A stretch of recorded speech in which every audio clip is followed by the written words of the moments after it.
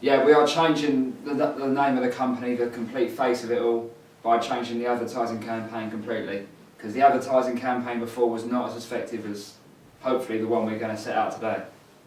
The message, first part, the most important part, is I plan to show the public that fruitellas can be enjoyed in all walks of life. Like, adults can eat it, but this is more centred towards the school environment, because there's going to be more chance of people my generation, maybe younger, watching it. And if they've got something they can relate to, something they've been through themselves, it's more effective, it catches their eye a bit more, and, well, it's a lot more attractive on screen.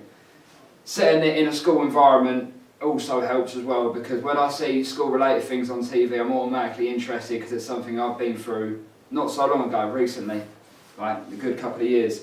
Displaying a real-life situation will keep my audience focused as well.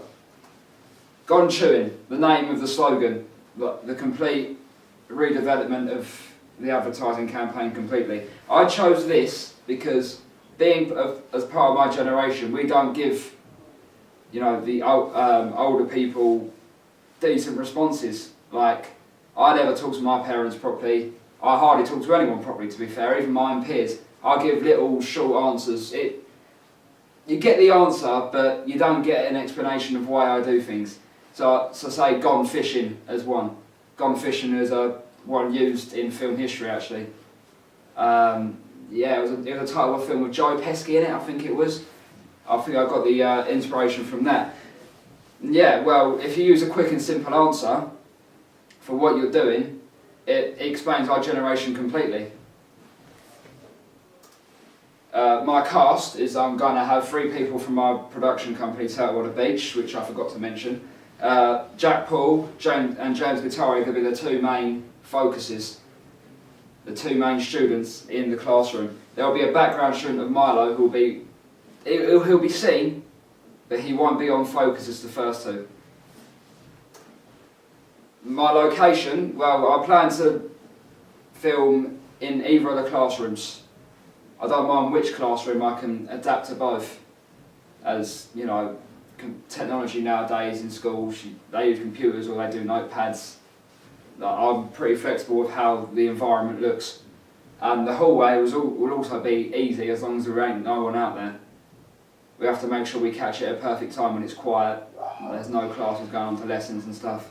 We don't want unnecessary filming of students. If these resources ain't available, I will make it clear in my production schedule to turn it around. So I have a final production schedule just in case anything went wrong, which can also come up in the evaluation afterwards. My production schedule is I'd like to finish all of the pre-production paperwork by the 14th of February at the latest.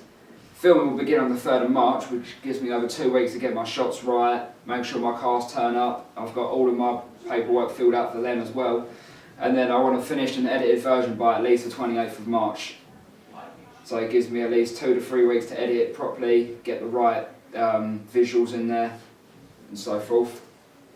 Shot construction. Most of the shots in the classroom will be mid or long shots, so you can see most of the view of the classroom around you. So you can see what's going on with the other student, what the 2 students are up to before the situation even begins. And it will be the same, it will be close-ups, but only when the 2 boys are eating the sweets and the teacher is coming closer to the door. The camera is never going to move from the door when it's out of the hallway, as the teacher gets closer. I'm also going to use an editing technique, which I learned called parallel editing. It's where you take 2 different situations and lead them up to one.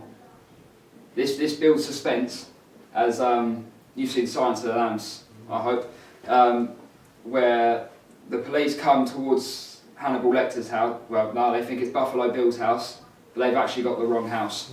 So it builds up all the suspense through that. Apart from the teacher is coming to the door, he's getting closer and closer, and every time the shot goes into the classroom, they're taking one sweep by one. And then by the time they finished it, he comes through the door. This will be used to make suspense for, well, hopefully mild suspense for people watching, so that because they think the boys are going to get caught. Then as the teacher comes through, he sees wrappers everywhere and a note on the computer saying "Gone Chewing." And then you see a very innocent Milo just look at the teacher like, I don't know what's happened here. That's my pitch complete. Okay. Thank you. Excellent.